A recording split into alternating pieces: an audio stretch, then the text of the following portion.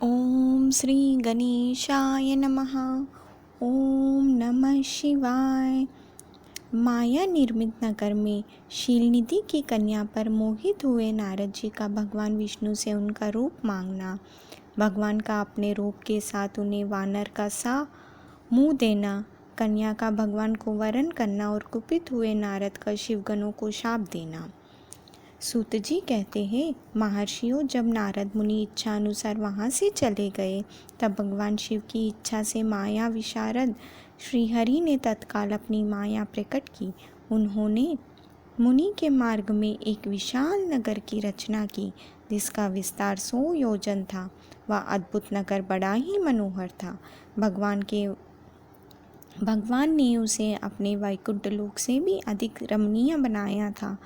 नाना प्रकार की वस्तुएं उस नगर की शोभा बढ़ाती थी। वहाँ स्त्रियों और पुरुषों के लिए बहुत से विहार स्थल थे। वह श्रेष्ठ नगर चारों वर्णों के लोगों से भरा था। वह शीलनिधि नामक ऐश्वर्यशाली राजा राज्य करते थे।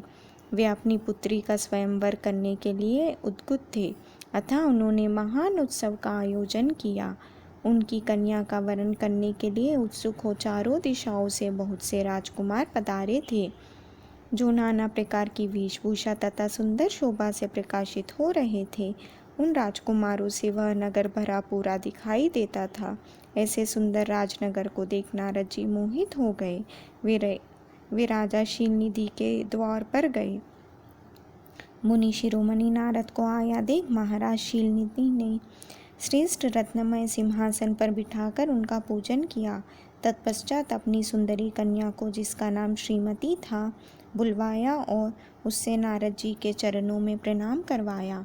उस कन्या को देखकर नारद मुनि चकित हो गए और बोले, राजन, यह देव कन्या के समान सुंदरी महाभागा कन्या कौन है? उनकी यह बात सुनकर राजा ने हाथ जोड़कर कहा, मुनि, यह मेरी पुत्री है। इसका नाम श्रीमती है। अब इसके विवाह का समय आ गया है। यह अपने लिए सुंदर वर चुनने के निमित्त स्वयंवर में जाने वाली है। इसमें सब प्रकार के शुभ लक्षण लक्षित होते हैं। महर्षि, आप इसका भाग्य बताइए। राजा के इस प्रकार पूछने पर काम से विहल हुए मुनि श्रेष्ठ नारद उस कन्या को प्राप्त करने की इच्छा मन में लिए राजा को संबोधित करके इस प्रकार बोले, भूपाल, आपकी यह पुत्री समस्त शुभ लक्षणों से संपन्न है, परम सौभाग्यवती है। अपने महान भाग्य के कारण यह धन्य और साक्षात लक्ष्मी की भांति समस्त गुणों की आकार है। इसका भावी पति निश्चय ही भगवान शंकर के समान वैभवशाली, सर्वेश्वर, किसी से पराजित न होने वाला वीर, काम विजयी तथा संपूर्ण देवताओं में श्रेष्ठ होगा। ऐसा कहकर राजा से विदा ले इच्छा अनुसार विचरने वाले नारद मुनि वहाँ से चल दिए। वे काम के वशीभूत हो गए थे। शिव की माया ने उन्हें विशेष मोह में डाल दिया था। वे मुनि मन ही मन सोचने लगे कि मैं इस राजकुमारी को कैसे प्राप्त करूं। स्वयंवर में आए हुए नरेशों में से सबको छोड़कर यह एकमात्र मेरा ही वरण करे, यह कैसे संभव हो सकता है? समस्त नारियों को सौंदर्य सर्वथा प्रिय होता है। सौंदर्य को देखकर ही वह प्रसन्नता पूर्वक मेरे अधीन हो सकती है, इसमें संशय नहीं है। ऐसे विचार कर काम से विहल हुए मुनिवर नारद भगवान विष्णु का रूप ग्रहण करने के लिए तत्काल उनके लोक में जा पहुँचे। वहाँ भगवान विष्णु को प्रणाम करके वे इस प्रकार बोले, भगवान, मैं एकांत में आपसे अपना सारा वृत्तांत कहूँगा। तब बहुत अच्छा कह के लक्ष्मीपति श्री हरि नारद जी के सारे एकांत में जा बैठे और बोले, मुने, अब आप अपनी बात कहिए। तब नारद जी ने कहा, भगवान, आपके भक्त जो राजा शीलनिधि है, वे सदा धर्म पालन में तत्पर रहते हैं। उनकी एक विशाल लोचना कन्या है, जो बहुत ही सुंदरी है। उसका नाम श्रीमती है। वे विश्व मोहिनी के रूप में विख्यात है और तीनों लोकों में सबसे अधिक सुंदरी है। प्रभु, आज मैं शीघ्र ही उस कन्या से विवाह करना चाहता हूँ।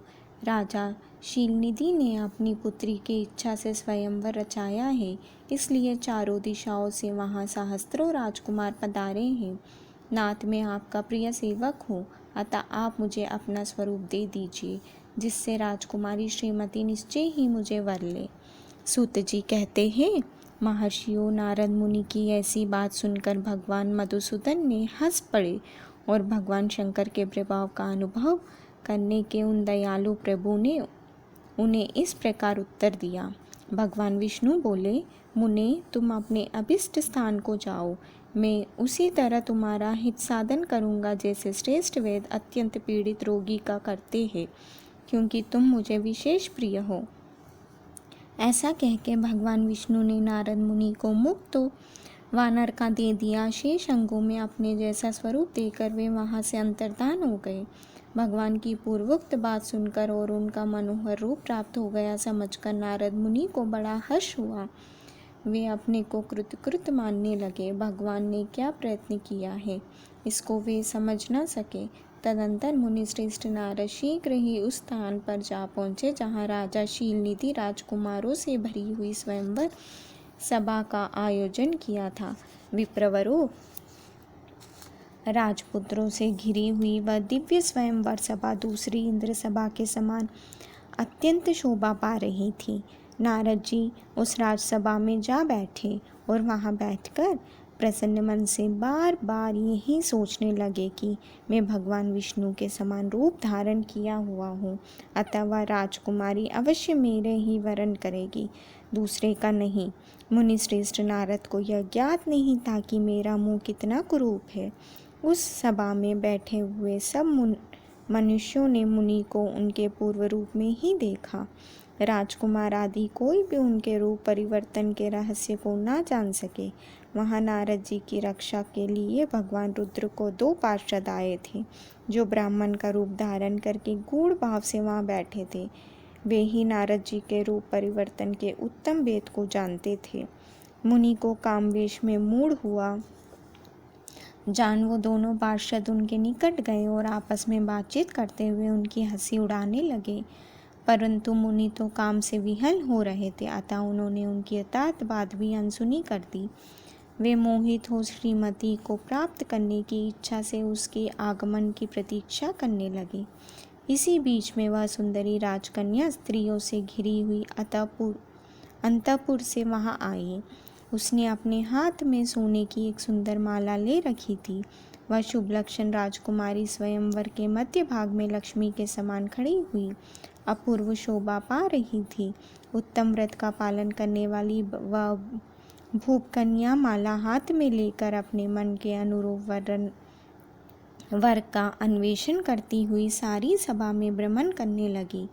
नारद मुनि का भगवान विष्णु के समान शरीर और वानर जैसा मुंह देखकर वह कुपित हो गई और उनकी ओर से दृष्टि हटाकर प्रसन्न मन से दूसरी ओर चली गई। स्वयंवर सभा में अपने मनोवांछित वर को ना देखकर वह भयभीत हो गई। राजकुमारी उस सभा के भीतर चुपचाप खड़ी रह गई। उसके किसी के गले में जयमाला नहीं डाली। इतने में ही राजा के समान वेशभूषा धारण किए भगवान विष्णु वहाँ आ पहुँचे। किन्हीं दूसरे लोगों ने उनको वहाँ नहीं देखा, केवल उस कन्या की ही दृष्टि उन पर पड़ी। भगवान को देखते ही उस परम सुंदरी राजकुमारी का मुख प्रसन्नता से खिल उठा। उसने तत्काल ही उनके कंठ में वह माला डाल दी। राजा का रूप धारण करने वाले भगवान विष्णु उस राजकुमारी को साथ लेकर तुरंत अदृश्य हो गए और अपने धाम में जा पहुँचे। इधर सब राजकुमार श्रीमती की ओर से निराश हो गए। नारद मुनि तो काम वेदना से आतुर हो रहे थे, इसलिए वे अत्यंत विहल हो उठे।